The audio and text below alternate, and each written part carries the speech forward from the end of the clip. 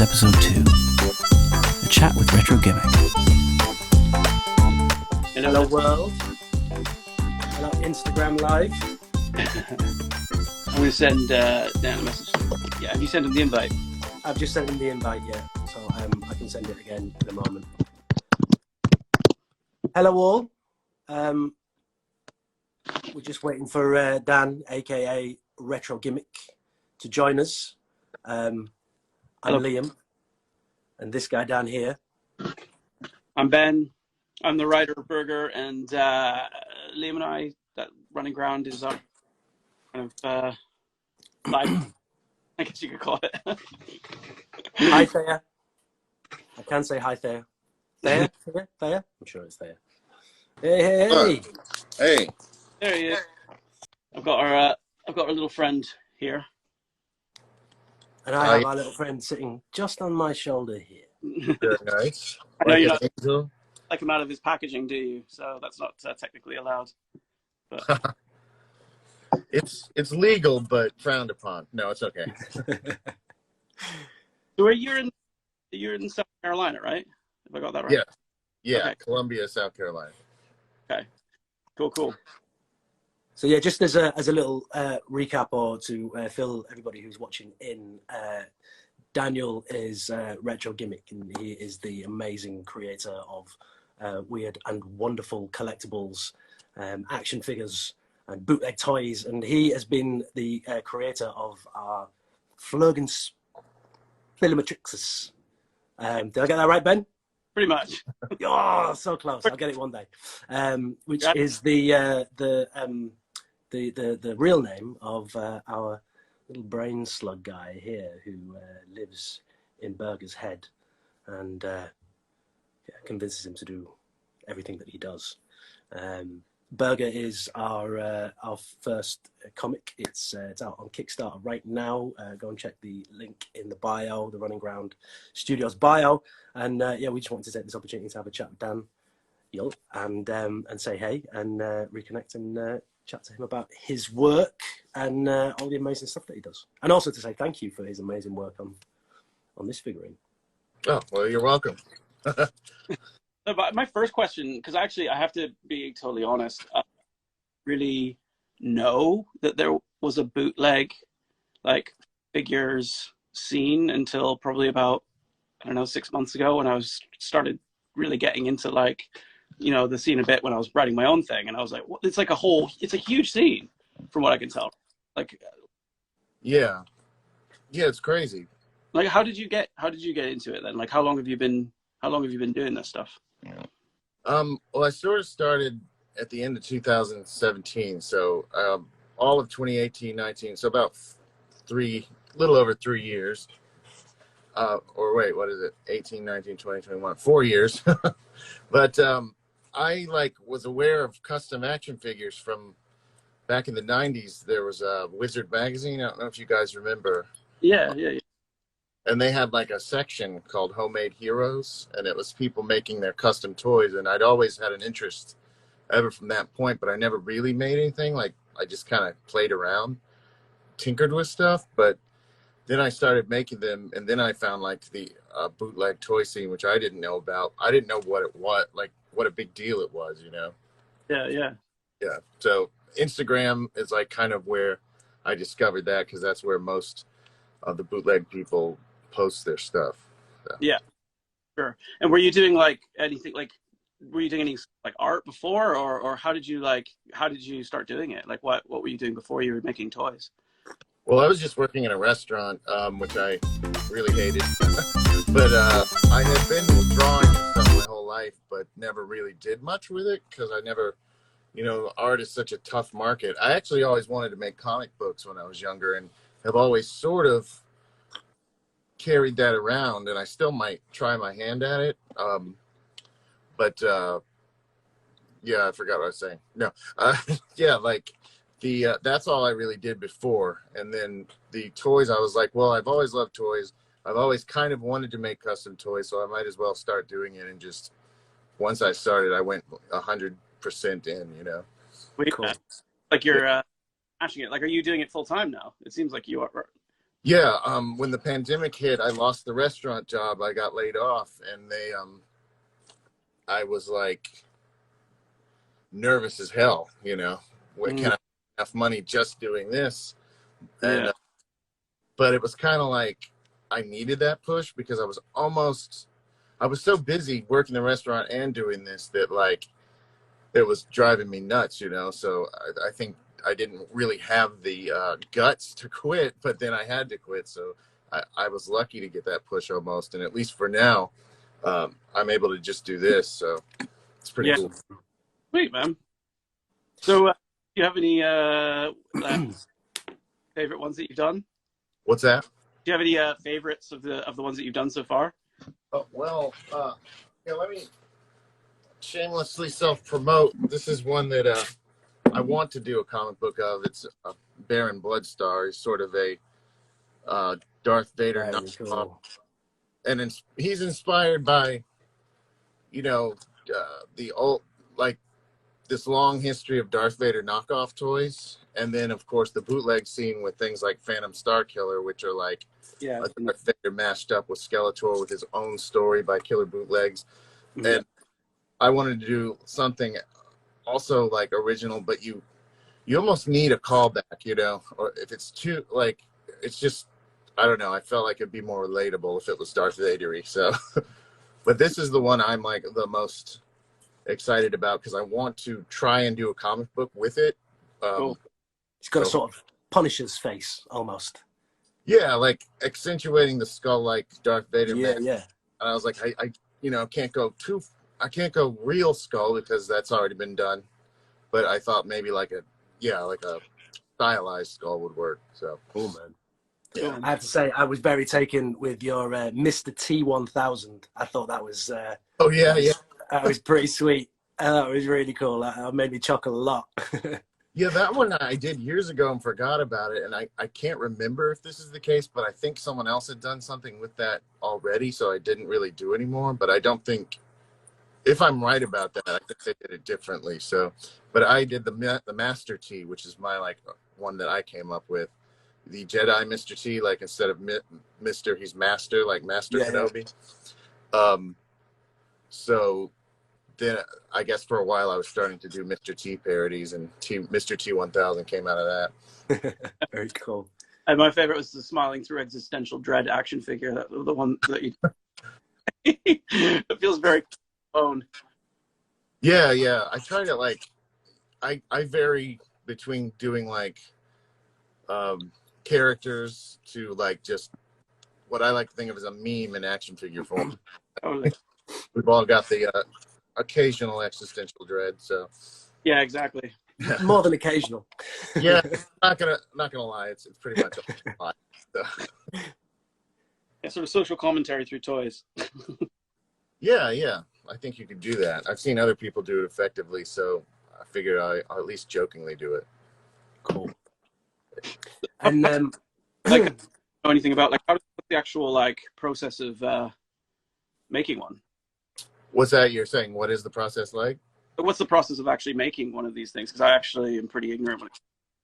Oh well, the way I learned it, if I'm bothering other toy makers and looking online and trying to figure it out, was at least with the, they call these bootlegs. I guess technically this wouldn't be a bootleg because it's original. It's a knockoff, but it's not Darth Vader bootleg. It's the original thing, but just sort of the shorthand term is bootleg, which I would just say is like a lot of the times it's a custom action figure. Like you take a body, like this is one I have laying around. It's like from Aliens. It's Ripley. I'm going to take this body and shave down the sleeves or add different clothing elements as needed. And then once I do that using clay, then you make a silicone mold, which you then pour resin into after the mold cures and you cut it open. So you're making a custom toy and like reproducing it sort of with it's called like injection molding, because you take a syringe and you inject the resin into the mold. Yeah, I've seen that a little bit in some of your videos, I think. Yeah. And how was it working on the Brain Slug as opposed to an action figurine that's human? arms and legs. Oh, it's like in some ways it's harder, in some ways it's easier because like this one was sculpted. I have like a half finished one here. It's from scratch. You know, I didn't have any base, and normally I'll use like an existing action figure for a base. Sure. And it was also, since it's a hideous brain slug, you don't have to be as smooth and perfect, you know. So I like that was kind of free, you know. It's like the spiny back we kept talking about. That was fun because it, you know, you can just be kind of like gnarled and it doesn't have to be pretty. I like that aspect of it. Yeah. And how did you? What about the did you make the cocktail as a separate mold, or is that like dollhouse cocktail or something? Like, what's the? Oh, it was a dollhouse cocktail. It was like, I think it had like ice cubes in it, and I dremeled them out. And I don't remember what I did for the. I guess it's got a straw in it and the umbrella, so I kind of sculpted those and made a mold of the little cup from the dollhouse piece. Yeah, there it is. So I made a mold of that. And then what I did is made molds for the little straw and the little umbrella. So take those, put them inside the cup, and then pour more resin. Like they're all made of resin, and then pour a little clear yellow resin in it, and then they stick to it to make the pina colada. I think that's what it is, right? Oh yeah, I don't know why. Ask me why. It's the funniest of cocktails for a brain slug to drink. Definitely, nothing that's going to be funnier for like a brain slug that controls minds to be drinking. Exactly. And for everybody watching, there are only 7 left, I believe, in the Kickstarter pledges. So if anybody wants to get their hands on them, get yourself over to Kickstarter. Quick, sharp. Shamelessly plugging the Kickstarter already. Do it. The link is in the Running Ground Studios bio. We've been running, 24 hours, Ben? 24 hours. We are 66% of the way there. We've got a little ways to go. I was going to about that. That's good to know. That's really good for 24 hours, I think. I think so, yeah. Like, it's a good start. We're feeling good about it, you know? But, you know, it's got the big tough second push now to get it over the line. So yeah, anybody watching, you want to get hold of an awesome comic and awesome collectible, go get over to the Kickstarter and get pledging. Yeah. This could be yours. And this could be yours. Not the comic. Yeah, comics. About. Are you a child of the 80s as well? Then I'm going to take a wild guess and say yes, but yes, I was around for most of the 80s, so 80s and 90s. But I was, you know, who doesn't love the 80s more? I feel like the 80s are the best, you know. I think, yeah, you know, it's funny you say that. Recently, I've been really feeling the 90s. Yeah. I don't really know why. I think it's probably because of the political situation, and I think we didn't really realize. Yeah, we had it good in the 90s. It is true. I mean, over there, I assume, and over here, you know, like maybe we were just younger, but it didn't seem so worrisome, you know. Totally. I remember being concerned about the environment in the 90s. I did a big like school project on. I'm from Canada originally, so I don't know if you've heard of Clayoquot Sound, but that was a really big thing in the 90s because they were clear cutting Clayoquot Sound. I remember of diorama, like I did like one of those, you know, like a proper forest and showing soil erosion and stuff like that. And we were talking. We weren't really, I remember calling it global warming then, but there was a lot of concern about it. But obviously not now, not on the same. Yeah, early 90s was like the hole in the ozone layer. That was the big thing over here. And there was all these big push to, you know, get rid of CFC gases and all that sort of stuff. It definitely doesn't feel as terrifying as it does now. But no, I'm like you. My cultural cornerstones all really come from the 80s. Yeah, definitely, in terms of like the toys and things like that. I was talking to Ben earlier about like the most memorable action figures that I had as a kid, and I ended up gutted. I gave them all away. Yeah, I had so many of the Kenner mask toys, and you look right now and they're like hundreds of pounds. I'm like, there's no way I can go back and recollect them all. You can't do it. I spend like too much of my profits from this on it because I started to collect them, but now I've had to slow down because going up in price. They never stop going up, so it's crazy. 100%. Do you have a favorite action figure or toy from the 80s? It's kind of like inspiration for what you do. Well, it's got to be a toss up between the old Star Wars and He-Man, because like, cool. And of course Thundercats and Mask. I had Masks too. They had all those awesome little vehicles. But I'm like between He-Man and Star Wars. Like, He-Man was the thing. I believed myself to be He-Man when I was like 2 years old. So sitting in front of the TV like so many of us probably did, with the sword, little toy sword. Totally. Yeah. I have the power. Yeah, there are pictures of me just like thinking I am He-Man. So he's got to probably be the number one, but Star Wars is right there with it, because even though I didn't have a lot of the toys when I was younger, I always like wanted them, and then they quit making them until the 90s, and I got to buy them finally again. Yeah. So when you're thinking about doing like another one of your new pieces, like do they just like come to you as like a fit inspiration, or do you like search the internet looking for kind of like pop culture zeitgeisty moments, or like where do you get, like how does that happen? What's the... Sometimes it's like it'll be in the news, you know, and it was less common a few years ago for like a major news event for an action figure person to do that, but then now we all kind of do it. So like after Will Smith slapped Chris Rock, I remember thinking, I'm not going to do that as a toy, because 20 people are going to have done it, and you know, they did funny stuff, but I try not to do that as much, but then I still sometimes do, like if there's something popular in the news that would just make a ridiculous toy. But then I also just have a ton of bad ideas coming to me all day, just the stupidest ideas, and then I think, is that stupid and funny, or just stupid? And then I try to do the stupid and funny ones, you know. Yeah. But not always comedy. I really like to do a lot of the like things I think are just cool, but comedy is like is what people I think relate to the most. So it's funny stuff does better, you know. Yeah. Cool. I will just say to people watching, if you do have any questions or anything like that for Daniel or for Ben or myself, fire them through. We'll attempt to read out as many of them. I did see Sam the Hawk Toy says, what is Daniel's day job outside of toys? Which we answered a few moments ago. No longer. He's full-time. I was forced out of my day job, which full-time. Yeah, full-time. More than full-time toy master. Yeah. That's wicked, man. That's really cool. Yeah, that's amazing. Yeah, I can't believe it. It still amazes me. I'm always wondering when the bottom's going to fall out. Like, am I going to keep being able to do this? I really hope so. I guess, like, because I'm an editor in my for my day job, like a film editor, and a lot of time in dark rooms. So I guess that's probably the same for you. We kind of become a little bit of vampires. Yeah, before like maybe a year ago, I was doing it too much, working too much. I still do, but now I have to stop myself. Like I can't do it from sunrise to sunset, you know?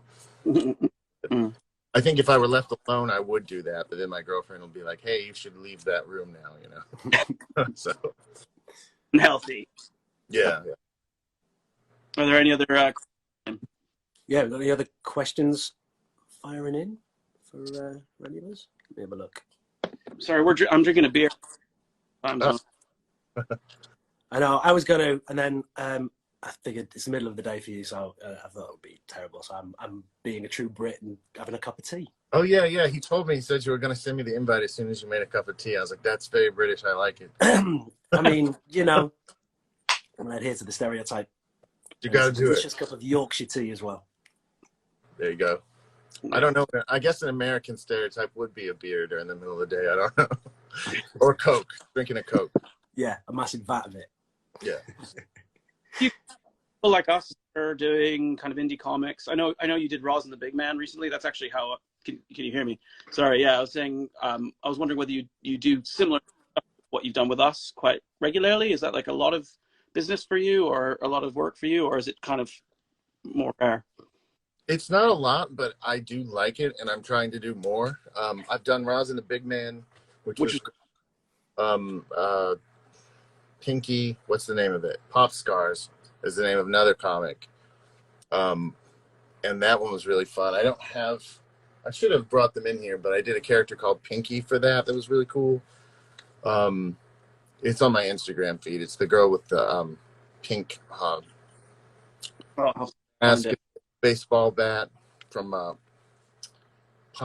I'm forgetting the name. I feel bad of the guy's company, but I'll post something about it soon so people can see it. But that was really cool. And then I think I've done a couple more, but now I'm forgetting what they are. But I'd like to do more, and I'm actually working with someone on another one now that I don't know if I should talk about yet, but you guys will see that soon on my feed if you're looking. So cool, man.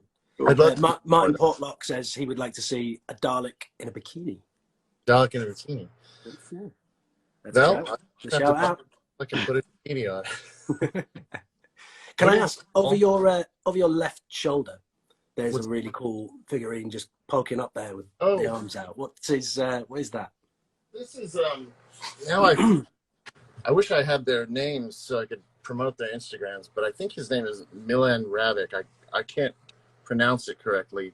He's in Europe. I don't know what country, but he had a raffle on Facebook, and I won this guy. He's if you guys are familiar, there's an 80s toy line called the Warrior Beast. It's like a He-Man knockoff line, and this was their Skeletor guy, except they increased size because he 3D printed it and like painted it differently. So it's one of the coolest things I have, I feel.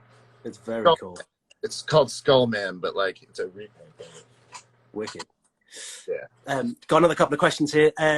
Daniel, do you ever take your collectibles to live events or trade shows or Comic-Con type things, or is everything you do done online through Instagram, etc., etc.?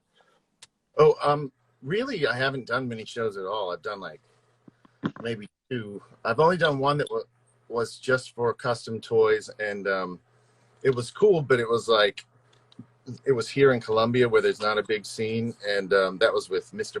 Blank. He's another toy maker, and he had a cool idea to do like music show with toys, but it was also like on a rainy day, and not a lot of people came, but it was still fun.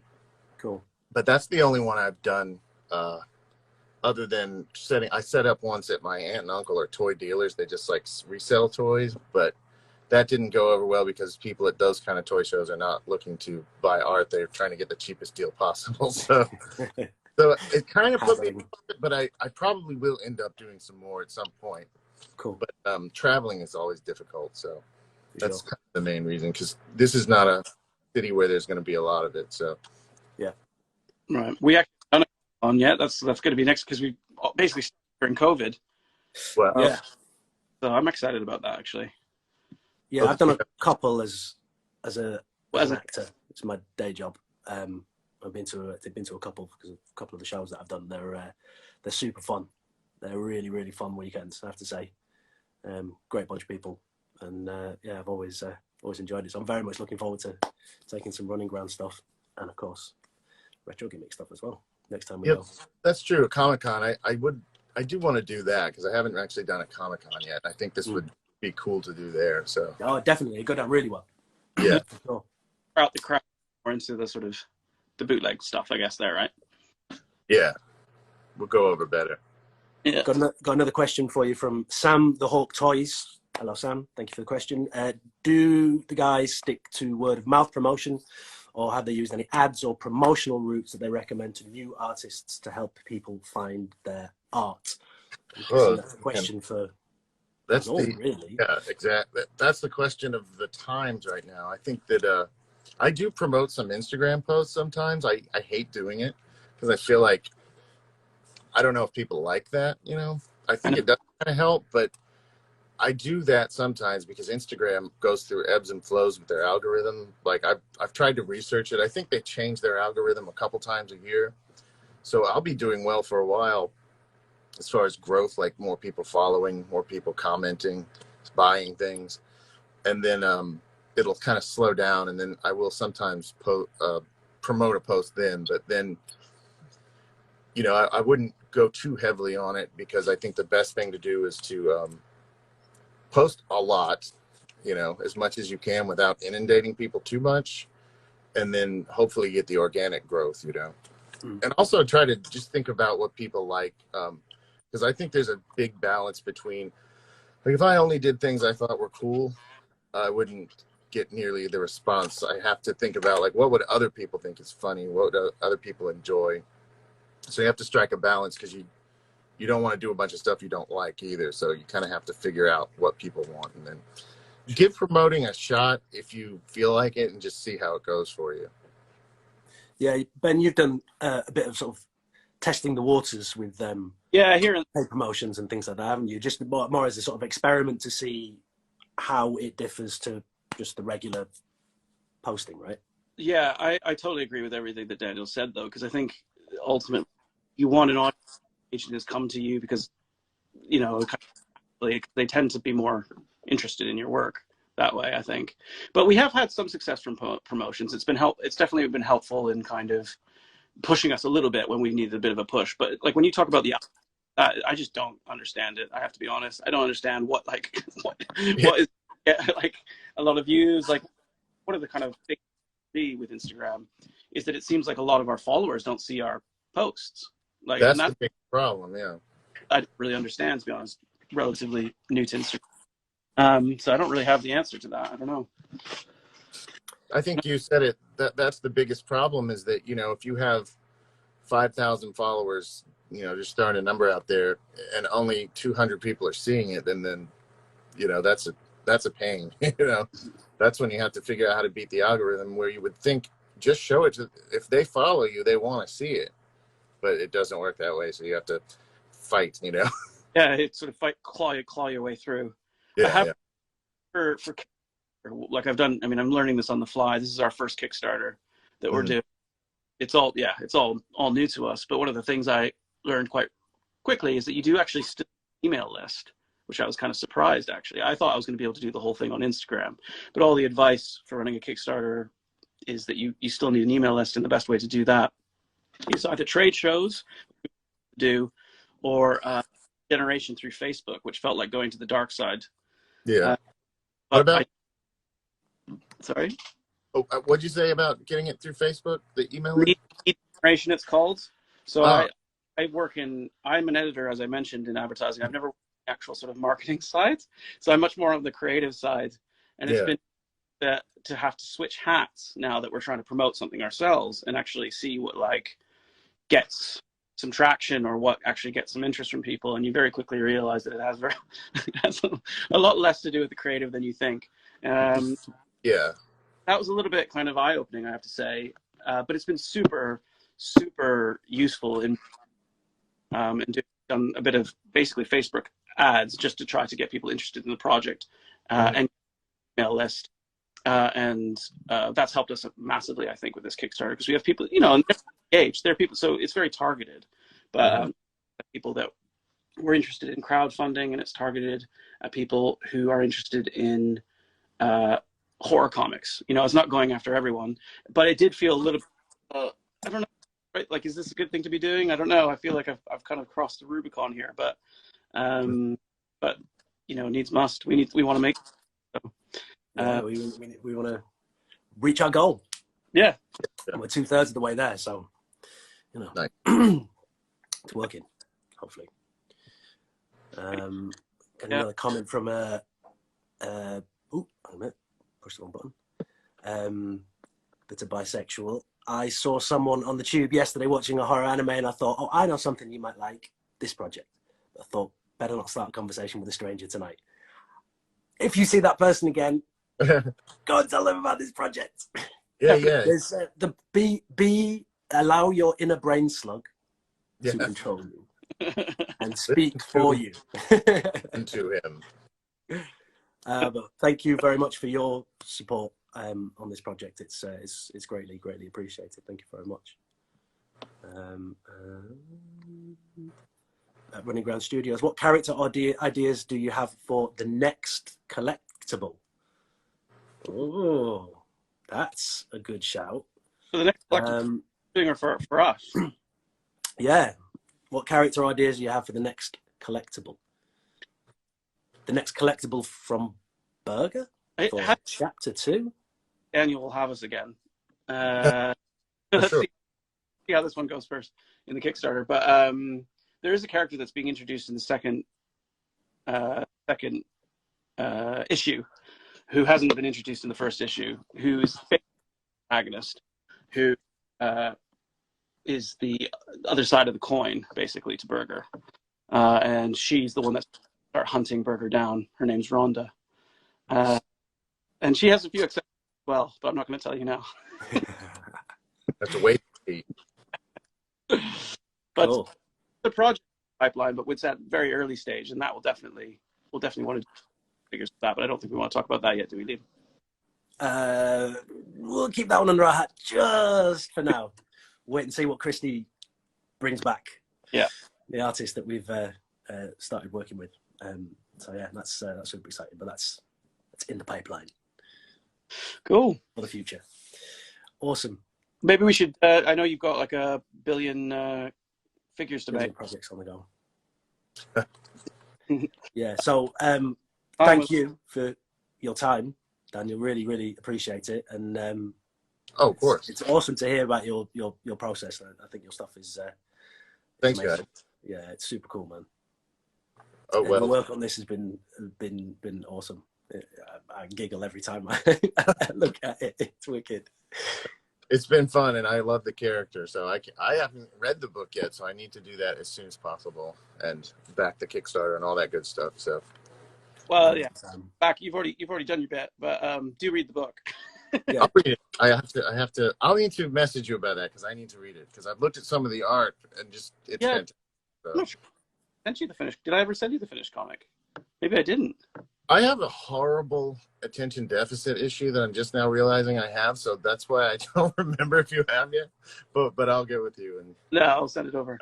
Okay. Definitely do your comic. That sounds super exciting. 100%. Yeah. I'm gonna Look try. forward to seeing that. Carve out some time for it, but it's coming eventually. Hopefully. Amazing. Yeah. Amazing. All right. Thanks, To man. all you guys out there on Instagram, thanks so much for tuning in. Big shout out to Daniel, Retro Gimmick, Ben, Evo at Running Ground Studios. There he is. There is the little bugger. If you like the look at him, want to get hold of one of those, go check out the Kickstarter. The link is in the Running Ground Studios bio. We've been running 24 hours. We are 2/3 of the way there. We need your support to push it over the line.